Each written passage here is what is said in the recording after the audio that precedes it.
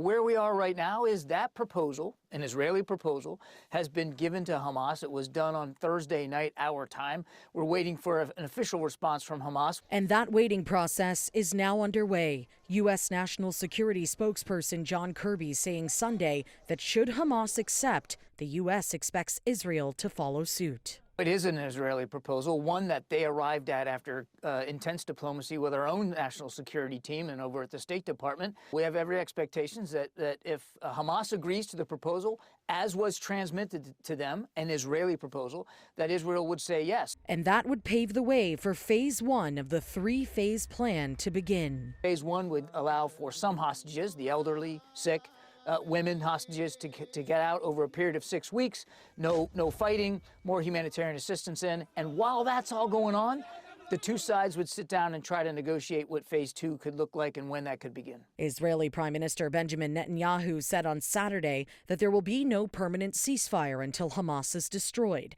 But taking to Twitter on Sunday, Israel's far-right Minister of National Security vowed to quit and collapse the governing coalition if Netanyahu agrees to the ceasefire deal. His post reading in part that, quote, "This is a promiscuous deal, which is a victory for terrorism, and we will not allow the end of the war without the complete elimination of Hamas." In Tel Aviv, thousands gathered Saturday night to protest Netanyahu's handling of the war in Gaza and once again demand the return of Israeli hostages, who've now been in the Gaza Strip for over 7 months. We have to do something because of the situation, because of the lunatic government we have, and we have to help and to save the hostages. For God's sake, someone has to do it. Our partner is Biden and not the government of Israel, to our sorrow. I call directly President Biden. President Biden, we count on you. You are the only one who can save us, who can save them. They are going to die.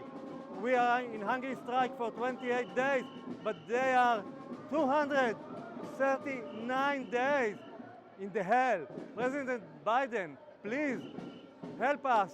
Save them. A representative for the families of some hostages say they demand Netanyahu step up in front of Israeli citizens and publicly accept the Israeli proposal presented by Biden. For City News, I'm Karling Donoghue.